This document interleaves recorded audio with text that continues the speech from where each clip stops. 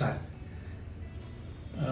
पहले की वीडियो में मैंने जानकारी दी थी कि जलने के बाद या कोई भी इन्फेक्शन हो जाता है या चोट लग जाती है तो ज़ख़म जब हील होता है तो डिफरेंट टाइप्स ऑफ स्कार बनते हैं। प्लेन स्कार बनता है, हाइपरट्रॉफी स्कार बनता है और तीसरा होता है कीलॉइड।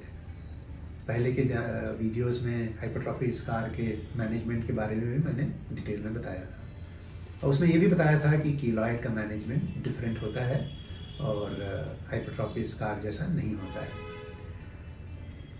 कीलॉइड क्या होता है? लेट अस सी। कीलॉइड मतलब होता है क्रैब केकड़ा।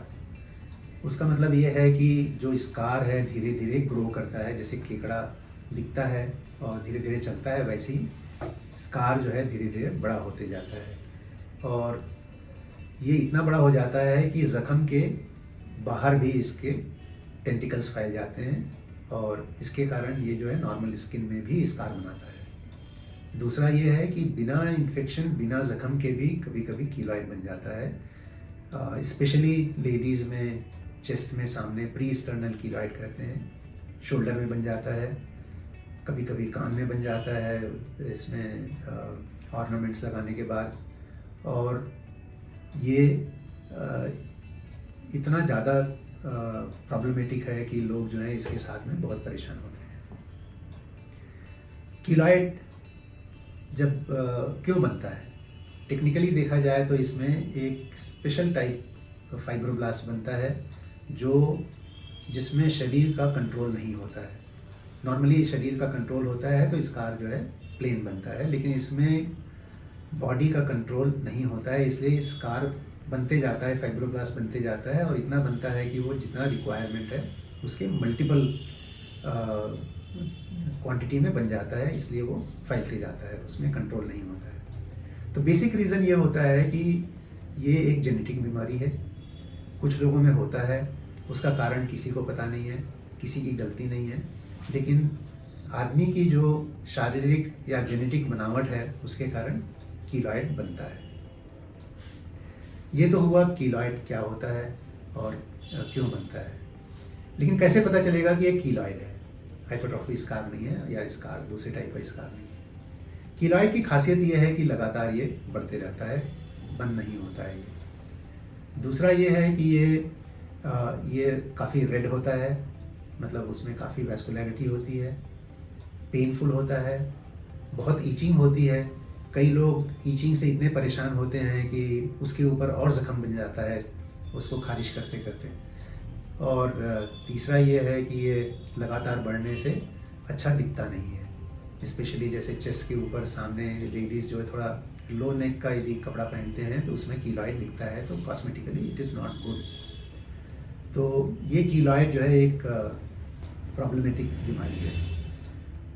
अब देखें, हम जनरल पब्लिक के हिसाब से बात कर रहे हैं तो इसके क्या तरीके हैं इलाज करने के। सबसे पहले मैं ये कहना चाहूँगा कि इसमें ऑपरेशन करने की कोई जगह नहीं है।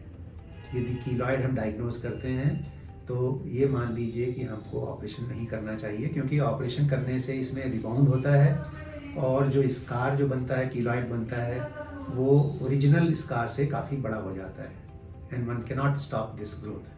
इसलिए कीलॉइड में ऑपरेशन की बहुत कम चांसेस हैं। केवल बहुत लिमिटेड जगह है जहाँ पर कीलॉइड का ऑपरेशन कर सकते हैं, उसके बारे में हम बताएंगे थोड़ी देर के बाद। तो यदि ऑपरेशन नहीं कर सकते तो क्या इसके इलाज है? सबसे कॉमन और बहुत सिंपल इलाज है, उसमें हम इंजेक्शन लगाते हैं। डिफरेंट टाइप के इंजेक्शंस हैं, स्पेशली स्टेरॉयड यूज़ करते हैं, लेकिन कौन सी दवाई है मैं इसमें नहीं बता सकता, लेकिन उसमें इंजेक्शन लगाते हैं कीलॉइड के अंदर और ये इंजेक्शन रिपीटेडली लगाते हैं डिपेंडिंग अपॉन द रिस्पॉन्स। कभी कभी हमको 4-5 बार लगाना पड़ता है एक महीने के गैप पे, कभी हमको रिपीट भी करना पड़ता है। इसका बहुत अच्छा असर होता है, लेकिन इसमें भी रिकरेंस के चांसेस होते हैं। तो दूसरा एक तरीका होता है, हम इसमें सिलिकॉन जेल शीटिंग साथ में लगाते हैं, साथ में मालिश आपको बताते हैं जैसे बाकी स्कार के बारे में। तो कॉमनली हमारे 3 तरीके हैं, एक इंजेक्शन, दूसरा silicone gel sheet, pressure garment और मसाज। यदि इससे भी मैनेज नहीं हो सकता तो नेक्स्ट स्टेप होता है जो थोड़े से एडवांस्ड और केवल स्पेशलाइज सेंटर में दे सकते हैं, वो है कुछ इंजेक्शंस होते हैं, नए टाइप के इंजेक्शन, या जो कैंसर में दवाइयाँ जो यूज़ होती हैं वो हम यूज़ करते हैं। वो इंजेक्शन जो है केयरफुल होकर के लगाना चाहिए और हॉस्पिटल की देख रेख में लगाना चाहिए और स्पेशलिस्ट के देख रेख में लगाना चाहिए। वो कुछ कैंसर की इंजेक्शंस होते हैं वो हम लगाते हैं। तीसरा तरीका है लेज़र।